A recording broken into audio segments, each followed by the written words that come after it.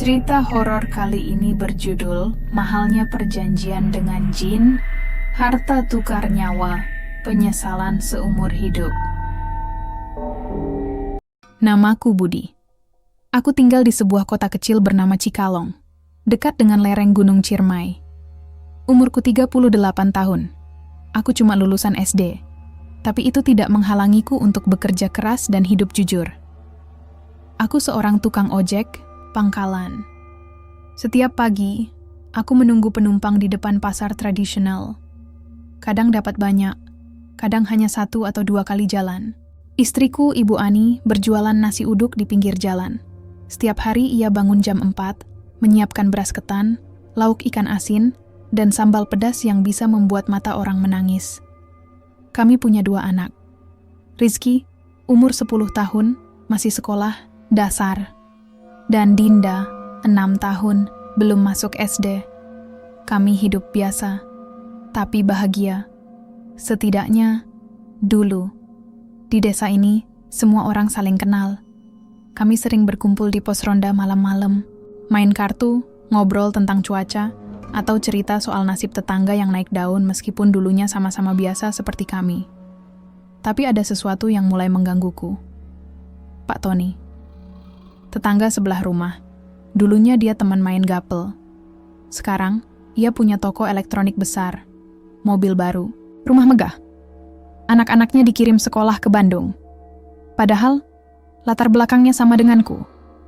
SD, tidak pernah mondok, tidak punya usaha keluarga. Bagaimana ia bisa begitu cepat sukses? Aku melihat dari dekat, ia jarang ikut pengajian, jarang makan, siang bareng warga. Dan anehnya, rumahnya selalu redup meski malam hari. Beberapa bulan terakhir pikiranku semakin gelisah. Ada juga Bu Endang dari seberang gang, dulunya jualan sayur keliling. Sekarang punya warung modern dan motor baru. Lalu Pak Joko yang dulu kerja serabutan, sekarang punya kontraktor sendiri. Semua mereka lulusan SD seperti aku. Tapi sekarang, hidup mereka jauh di atas kami.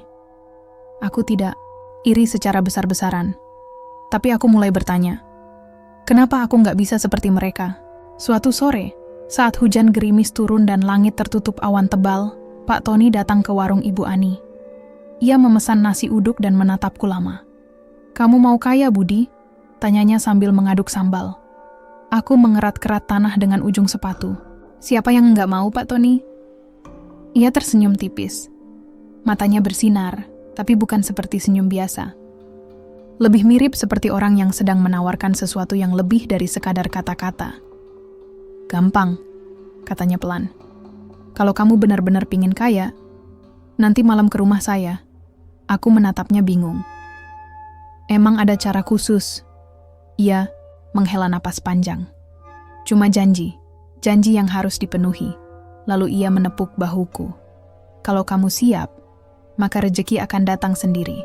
Aku ingin percaya setengah-setengah pada omongannya. Tapi entah kenapa, hatiku berkata lain. Aku sudah capek mendengar doa yang tidak langsung dikabulkan. Aku sudah muak dengan usaha yang tidak pernah maju. Dan aku mulai percaya bahwa kesuksesan itu tidak bisa ditunggu, harus diambil. "Aku tidak bisa tidur semalaman," kata-kata Pak Tony terngiang-ngiang di kepala.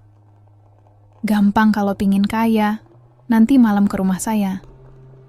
Aku mencoba menenangkan diri dengan zikir, tapi jantungku terus berdebar keras.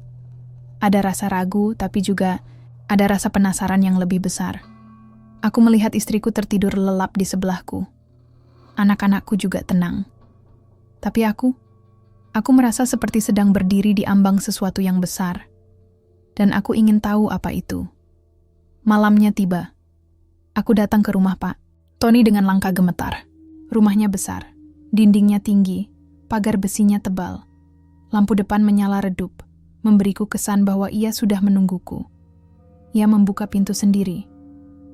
"Kamu datang," katanya sambil tersenyum. Aku mengangguk pelan. Saya penasaran sama kata-kata, "Bapak."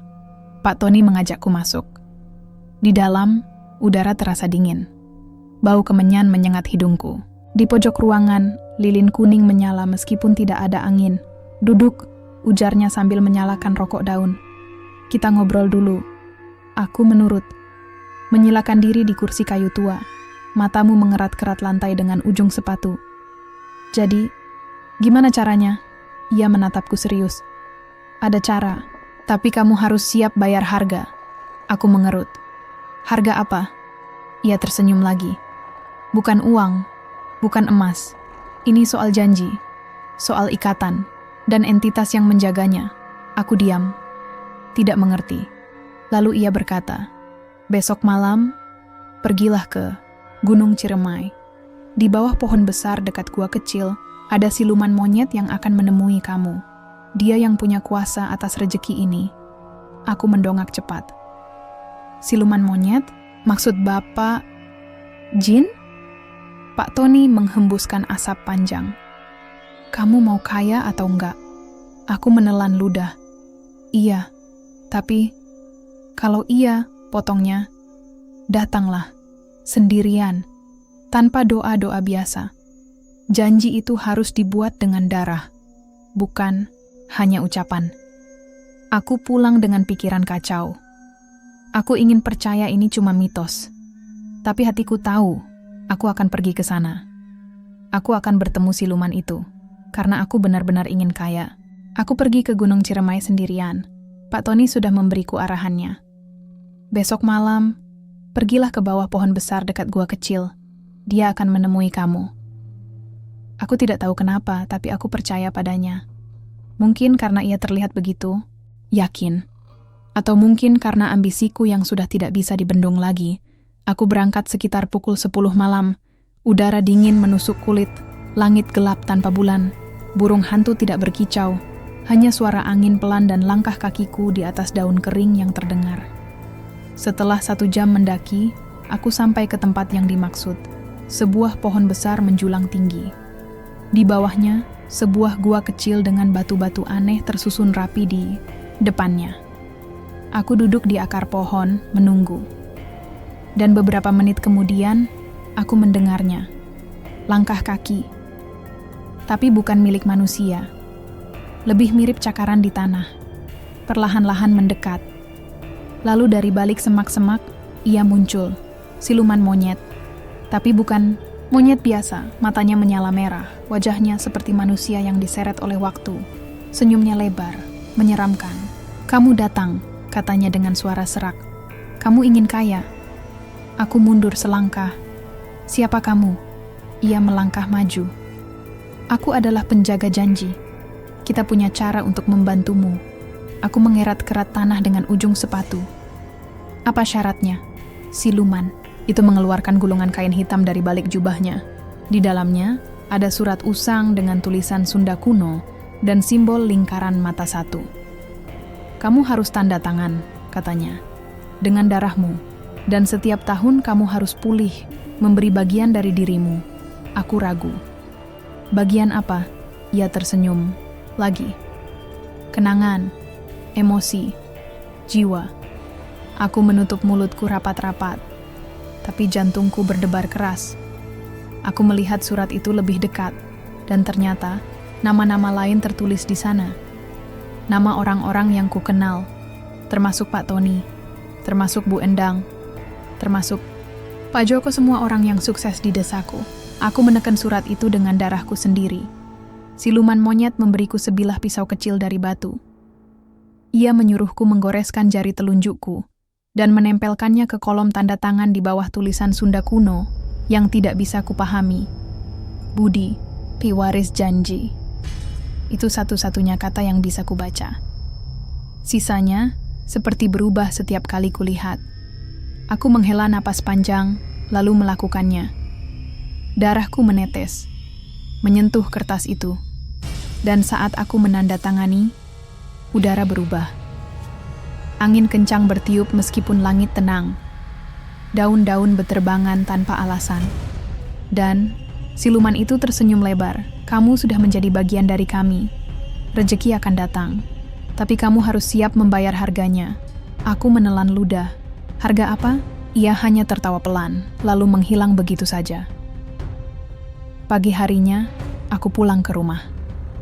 Di dalam tas, ada sesuatu yang tidak kumasukkan semalam. sebuah amplop tebal, berisi uang banyak, jutaan rupiah. Aku terkejut, tapi juga senang. Dapat rezeki nomplok, kataku pada istriku. Ada orang tua di pasar kemarin kasih. Ibu Ani memandangku ragu. Dari mana? Kamu pergi kemana semalam? Aku mengerat-kerat tanah dengan ujung sepatu. Cuma numpang tidur di pos ronda. Ada yang ngajak main kartu. Ia tidak langsung percaya. Tapi akhirnya ia menerima uang itu, lalu mulai merencanakan pembukaan warung baru di dekat sekolah. Beberapa hari berlalu. Aku memulai usaha baruku, toko kelontong kecil. Dengan modal dari amplop misterius itu, aku bisa beli barang dagangan lengkap. Dan anehnya, toko itu langsung ramai.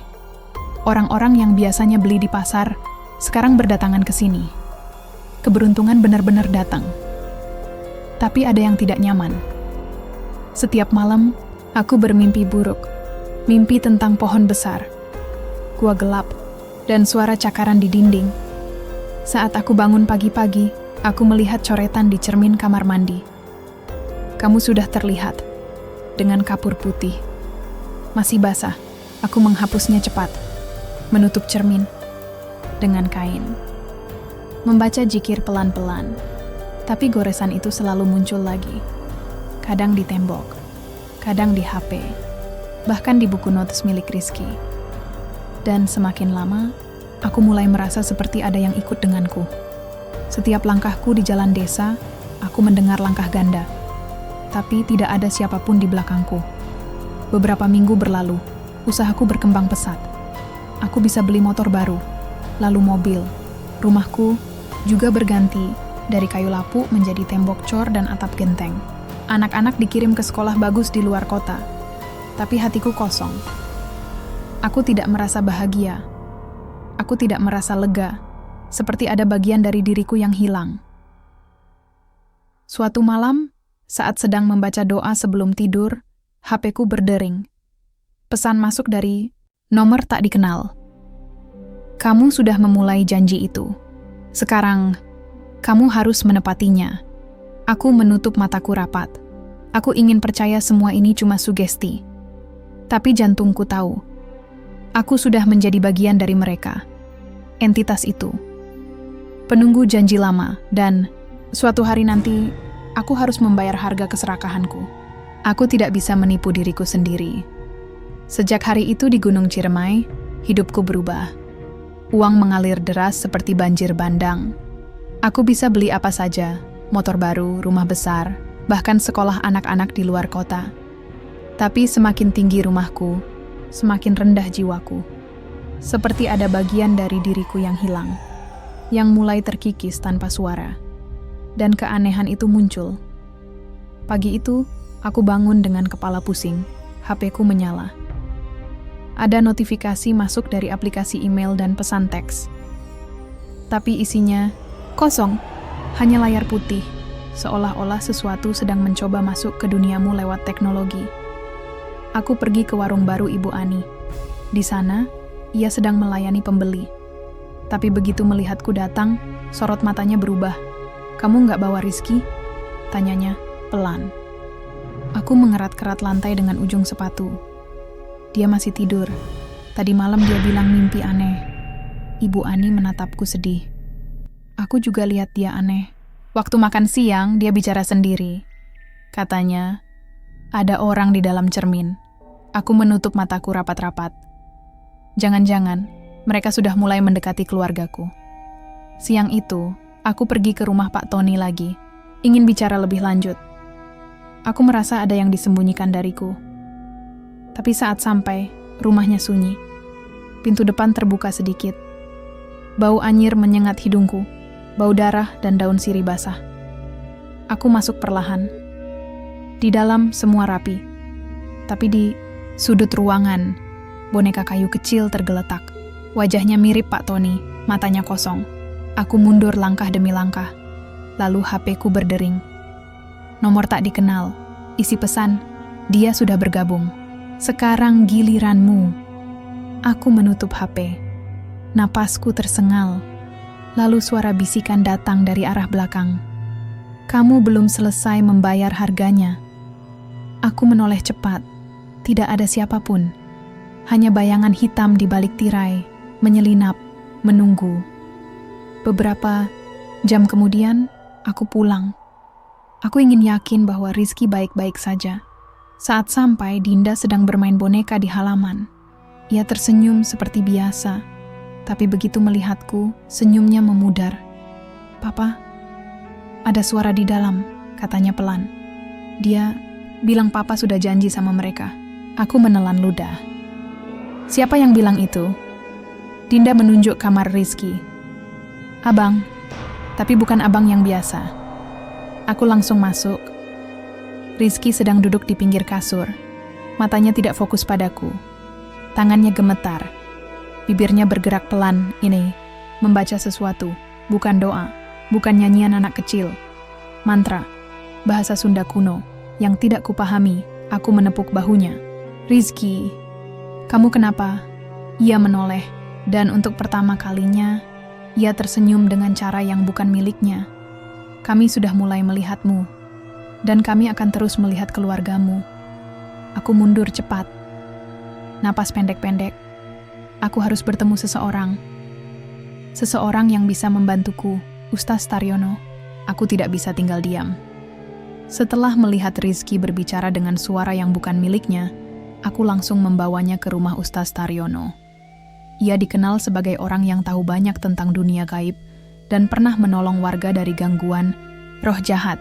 Kami sampai sekitar pukul 10 pagi. Ustaz Taryono sedang mengaji di ruang tengah. Ia menyambut kami dengan tatapan serius, seolah-olah sudah tahu apa yang terjadi padaku. "Masuk," katanya pelan. "Saya rasa kamu butuh bantuan." Aku mengangguk cepat. "Anak saya, dia mulai aneh, Ustaz. Sering bicara sendiri, dan matanya..." Ustaz Taryono menatap Rizky lama. Lalu ia berkata, "Biarkan saya lihat lebih dalam." Ia membawa Rizky ke ruang belakang, ruang doa yang dipenuhi kemenyan dan ayat-ayat penolak bala. Di sana, ia membacakan surat Al-Baqarah pelan-pelan. Meneteskan air zam-zam ke kening anakku. Menyalakan lilin di 4 penjuru ruangan. Tapi saat ia menyentuh pundak Rizky, lilin padam satu persatu. Udara menjadi sesak. Panas tapi menusuk tulang. Dan dari balik tirai, aku melihatnya. Bayangan hitam, menyelinap di antara celah kayu, seperti monyet yang berdiri tegak. Aku mundur langkah demi langkah. "Ustaz, itu apa?" Ia tidak langsung menjawab, hanya menatap Rizky. Lalu kepadaku, "Anakmu ini diganggu," ucapnya tenang tapi tegas. "Bukan hanya gangguan biasa. Ini adalah entitas yang punya ikatan denganmu." Aku menahan napas. "Maksud Bapak, karena janji itu?" Ustaz Taryono mengangguk pelan. "Kamu mungkin pikir rejeki itu datang begitu saja. Tapi entitas itu tidak memberi tanpa harga. Mereka memasukkan diri mereka ke dalam keluargamu. Mereka menempel pada jiwa yang paling lemah. Dan Rizky, dia masih kecil." Aku menutup mataku rapat-rapat. Bagaimana caranya agar dia aman? Ustaz Taryono menatapku sedih. "Kamu harus pulih, atau mereka akan mengambilnya gantimu." Aku mengerat-kerat lantai dengan ujung sepatu. "Apa maksud Bapak? Pulih?" Ia diam sejenak, lalu menjawab, "Mereka ingin bagian dari dirimu. Kalau kamu tidak kasih, maka mereka akan ambil dari yang dekat denganmu." Aku menutup mulutku rapat. Aku tidak percaya setengah-setengah pada hal-hal gaib. Tapi sekarang, aku tahu satu hal. Aku bukan cuma membuat perjanjian untuk uang. Aku menyerahkan jiwa. Dan entitas itu belum selesai denganku. Aku pulang dari rumah Ustaz Taryono dengan kepala pusing dan hati berat. Ia bilang entitas itu sudah menempel pada keluargaku, terutama Rizky, karena ia masih kecil dan lemah. Aku harus cepat bertindak sebelum mereka mengambilnya. Tapi ternyata mereka tidak hanya ingin Rizky. Pukul 3 sore, aku baru saja sampai di rumah, membawa air zam-zam dan beberapa amulet yang diberikan Ustaz Taryono. Aku menyiramkan air itu ke 4 penjuru rumah, menempelkan amulet di ambang pintu, berdoa agar semua ini bisa terhenti. Tapi begitu aku masuk ke kamar, aku melihat Dinda sedang bercermin. Ia berdiri diam, menatap dirinya sendiri, lalu mulai bicara. "Kamu juga sudah terlihat," katanya pelan. Tapi suaranya bukan miliknya, lebih rendah, lebih tua, seperti ada 2 jiwa dalam tubuhnya. Aku mendekat cepat. "Dinda, kamu kenapa?" Ia menoleh, matanya kosong, hitam pekat, tidak punya pupil. "Kami sudah datang. Kami akan terus datang, sampai janji dipenuhi." Aku menutup matanya dengan telapak tanganku. "Bangun, nak, ini Mama." Dan saat itu, Dinda tersentak. Matanya kembali normal. Ia menangis. "Aku mimpi buruk, Ma." Aku mendekapnya erat-erat, tapi jantungku berdebar keras. Malam itu, aku memutuskan untuk melakukan ruqyah sendiri. Aku tidak bisa menunggu lagi. Ustaz Taryono bilang entitas itu tidak bisa dibohongi. Maka aku membaca surat Al-Baqarah dan Yasin berulang-ulang. Air zam-zam kuusapkan ke wajah anak-anak. Lilin kuning menyala di sudut-sudut rumah. Tapi saat ayat ke-25 dari surat Al-Baqarah terbaca, HP-ku berdering. Pesan masuk, "Kamu gagal memutus janji. Maka kami akan ambil apa yang kamu sukai." Aku menutup layar HP dengan tangan gemetar. Lalu, aku mendengar suara dari kamar belakang. Rizky menangis, sakit. Seolah-olah sesuatu menarik napasnya perlahan-lahan. Aku berlari ke sana. Anakku tergeletak di kasur tipis. Napasnya pendek-pendek, tubuhnya dingin. Tapi yang membuatku merinding adalah coretan di tembok kayu kamarnya. "Kami masih di sini." Masih basah, baru saja ditulis. Padahal tidak ada siapapun di luar kami bertiga. Beberapa jam kemudian, istriku bangun tengah malam karena mendengar suara aneh dari dapur. Aku ikut mengecek. Di sana boneka kayu kecil tergeletak di atas meja. Wajahnya mirip sekali denganku, tapi matanya hilang, diganti oleh titik hitam. Aku menutup mataku rapat. "Ini gila, ini semua gila." Ibu Ani menatapku sedih. "Kamu harus stop semua ini, Mas. Uang itu, uang yang bukan rezeki asli. Itu bukan barakah, itu kutukan." Aku mengerat-kerat lantai dengan ujung sepatu. Aku nggak tahu caranya, bagaimana menghentikan mereka. Ia menatapku lama, lalu berkata, "Kalau kamu janji sama mereka, maka kamu harus bayar harganya. Kalau kamu coba kabur, harga itu akan dibayar oleh orang yang kamu sayangi." Aku menutup mataku rapat. Aku tahu satu hal sekarang. Aku tidak bisa lari begitu saja. Aku harus hadapi mereka. Atau keluargaku yang akan dibayar. Aku tidak bisa tidur semalaman. Setelah kejadian di kamar Rizky dan suara aneh dari HP, aku tahu satu hal. Entitas itu tidak akan pergi begitu saja. Mereka ingin sesuatu dariku, dan mereka tidak sabar lagi menunggu. Pagi harinya, saat matahari baru saja naik, aku menerima pesan WhatsApp dari nomor tak dikenal. Tidak ada isi selain foto, sebuah coretan di tanah. "Kamu harus pulih." 7 hari lagi, aku menutup layar HP cepat. Napasku pendek-pendek. Aku tidak percaya setengah-setengah pada hal-hal gaib. Tapi sekarang, aku hanya punya waktu 7 hari untuk memilih, memberikan bagian dari diriku, atau mereka akan mengambil keluargaku. Saat senja menjelma, aku berdiri di depan cermin kamar mandi. Aku menyiramkan air zam-zam ke wajahku, mencoba tenang.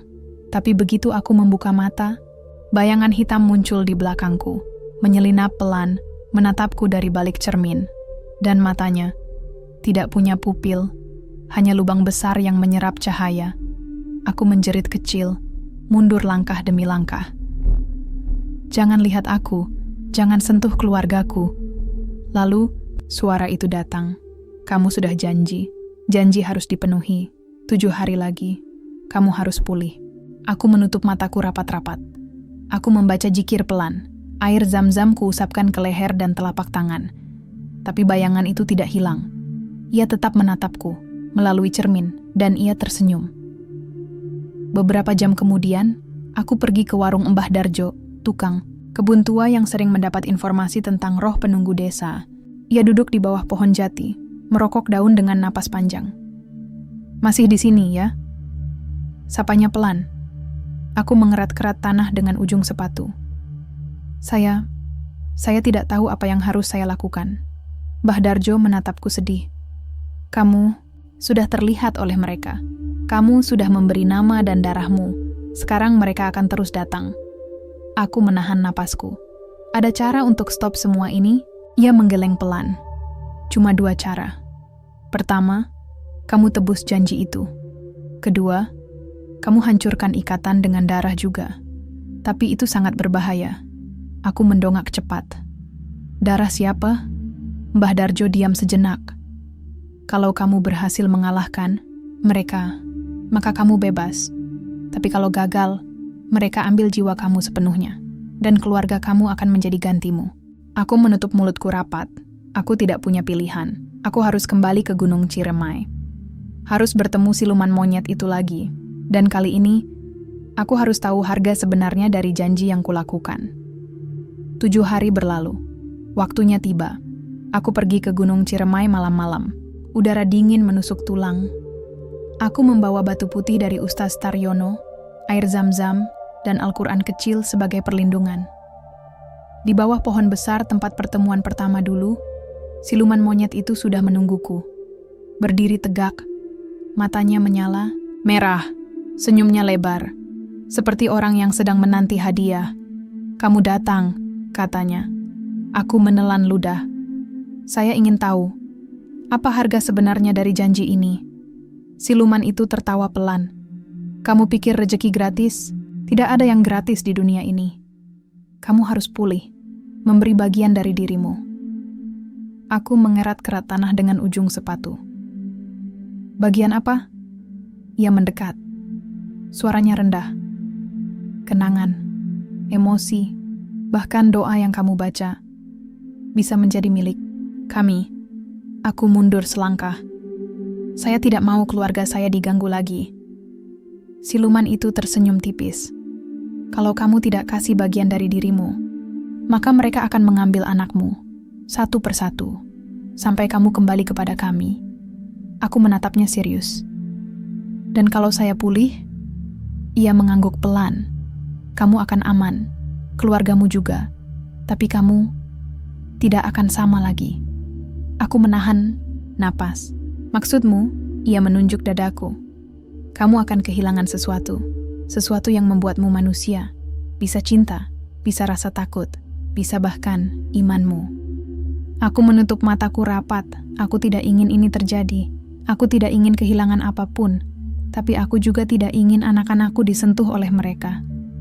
"Baik," bisikku akhirnya. "Saya siap."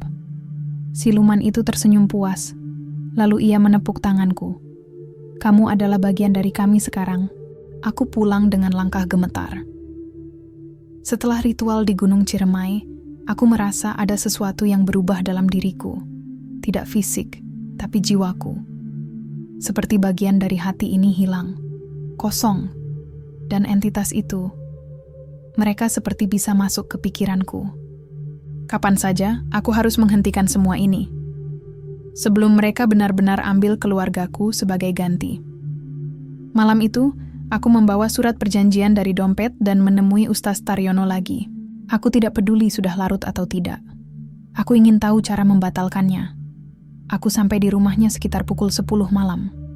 Ia menyambutku tanpa terkejut, seolah-olah ia sudah tahu aku akan datang.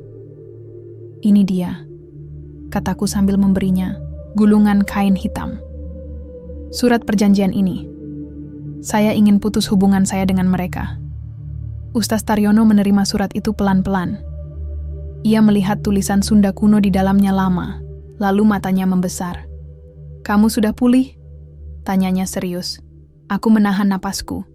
Saya tidak tahu pasti, tapi saya merasa kosong, seperti ada yang diambil. Ia menatapku sedih. "Kamu sudah mulai menjadi bagian dari mereka. Kalau kamu tidak cepat-cepat memutus, maka kamu akan sepenuhnya hilang." Aku mengerat-kerat lantai dengan ujung sepatu. "Lalu bagaimana caranya?" Ustaz Taryono menyalakan lilin kuning dan membaca surat Al-Fatihah pelan-pelan. Lalu ia berkata, "Pertama, kamu harus hancurkan simbol ikatan.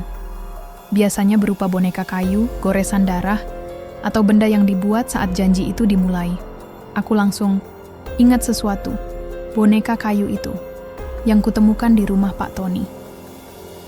Masih tersimpan di tas belakang mobil. Esok harinya, aku pergi ke rumah sendirian. Istri dan anak-anak tidak boleh tahu.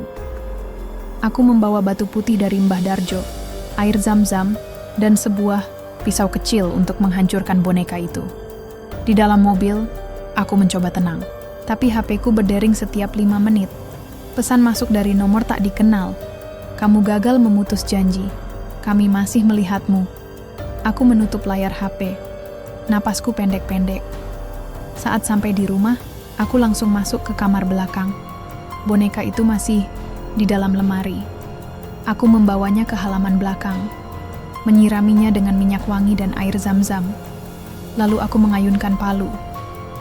Tapi, begitu palu pertama mengenai kepala boneka, suara tangisan keras terdengar dari dalam rumah. "Dinda." Aku langsung berlari dan di kamarnya, ia sedang menangis. Matanya berdarah, mulutnya berbisik, "Papa, mereka marah." Aku mendekapnya erat. "Jangan takut, Nak. Papa di sini." Ibu Ani datang cepat. "Dia tiba-tiba seperti ini. Sejak kamu pergi tadi pagi, aku menutup mataku rapat. Aku baru saja mencoba menghancurkan boneka itu, dan Dinda langsung terkena dampaknya." Beberapa jam kemudian, aku kembali ke Ustaz Taryono. Ia melihat kondisi Dinda dan langsung tahu apa yang terjadi. "Entitas itu tidak bisa diputus begitu saja," katanya pelan. "Kalau kamu coba hancurkan ikatan itu tanpa izin mereka, maka Balak akan turun." Aku menatapnya takut. "Balak?" Ia menghela napas panjang. "Penyakit, teror, bahkan kematian." Aku menutup mulutku rapat. "Lalu apa solusinya?" Ustaz Taryono menatapku lama, lalu menjawab, "Ada satu cara. Kamu harus membuat perjanjian baru, perjanjian pemutusan, dan kamu harus bayar harga yang lebih besar dari sebelumnya." Aku mengerat-kerat tanah dengan ujung sepatu. "Harga apa?" Ia diam sejenak. "Kenanganmu. Semua kenangan tentang keluarga, tentang istri, tentang anak-anakmu. Kamu harus rela kehilangan itu, agar mereka selamat." Aku mundur selangkah. "Apa maksud Bapak? Saya harus lupa pada keluarga saya?" Ia mengangguk pelan. "Itu adalah harga tertinggi. Tapi kalau kamu tidak mau bayar, maka mereka akan terus diganggu." Aku menutup mataku rapat. Aku ingin percaya bahwa semua ini cuma sugesti. Tapi hatiku tahu, aku harus membuat pilihan sulit, antara lupa pada anak dan istri, atau biarkan mereka menjadi penggantiku. Aku tidak punya pilihan. Setelah percakapan dengan Ustaz Taryono, aku tahu satu hal. Jika aku ingin anak-anak dan istriku selamat, aku harus lupa. Lupa pada mereka. Lupa pada semua kenangan yang membuatku manusia. Pukul 2 malam. Aku berdiri di halaman belakang rumah. Udara terasa lebih dingin dari biasanya. Bau tanah basah bercampur kemenyan menyengat hidungku. Di hadapanku, sebuah lingkaran kecil dari batu hitam sudah tersusun rapi. Di tengahnya, tulisan Sunda kuno tertoreh dalam pasir. "Jika kamu ingin selamat, berikan kami kenanganmu. Aku membawa air zam-zam, batu putih dari Mbah Darjo, dan Al-Quran kecil." Ini adalah ritual pemutusan, bukan seperti ruqyah biasa, tapi perjanjian baru untuk mengakhiri janji lama. Aku menyalakan lilin kuning di 4 penjuru lingkaran, lalu mulai membaca surat Yasin pelan-pelan. Setiap ayat terasa menusuk dadaku. Seperti doa-doa itu bukan hanya melindungi, tapi juga mengambil sesuatu dariku. Saat sampai pada ayat ke-25, boneka kayu itu muncul lagi. Padahal tadi siang, aku sudah hancurkan boneka itu. Tapi sekarang, ia ada di tengah lingkaran. Utuh. Baru saja dibuat. Wajahnya mirip sekali denganku, tapi matanya kosong, seperti lubang tak berujung. Dan dari arah belakang rumah, aku mendengar suara langkah kaki, berirama. Perlahan mendekat, aku membaca zikir lebih cepat, meneteskan air zam-zam ke wajahku sendiri, menempelkan batu putih ke dada, membacakan surat Ar-Rahman dan An-Nas secepat kilat. Tapi bayangan hitam tetap datang, menyelinap dari balik tirai. Dari sudut cermin, dari dalam mimpi Dinda boneka itu mulai bergetar, seolah-olah sedang menyerap sesuatu dari tubuhku. Aku merasakan sesuatu hilang, kenangan. Satu persatu, mimpi buruk masa kecilku. Pelajaran pertama, Ibu Ani padaku. Senyum Rizky saat ia lahir. Semua mulai pudar, lalu dari dalam bayangan itu, suara datang. Kamu sudah memberi bagianmu. Keluargamu aman, tapi kamu tidak sepenuhnya kembali. Aku menjerit. Biarkan saya pulang, biarkan saya. Ya jadi manusia lagi. Bayangan itu diam, lalu berkata, kamu sudah menjadi bagian dari kami, selamanya. Lalu semuanya berubah. Aku membuka mata pagi ini. Langit biru, burung berkicau, udara hangat. Aku masih hidup, masih bernapas, masih bisa berdiri. Tapi saat aku memandang foto keluarga di dinding, aku tidak ingat. Siapa Ibu Ani? Siapa Rizky dan Dinda? Aku tahu mereka adalah istri dan anakku. Tapi rasanya seperti orang asing. Aku menutup mataku rapat. Aku berhasil memutus ikatan. Anak-anakku baik-baik saja. Ibu Ani juga tidak diganggu lagi. Tapi aku lupa pada mereka. Aku lupa pada cinta, pada rasa takut, pada segala hal yang membuatku manusia. Beberapa hari berlalu, aku tinggal di rumah itu. Masih utuh, masih besar, masih megah. Tapi aku tidak merasa bahagia. Aku tidak merasa apa-apa. HP-ku masih menyala. Tapi setiap kali kulihat layarnya, ada pesan masuk dari nomor tak dikenal. Kamu belum benar-benar bebas.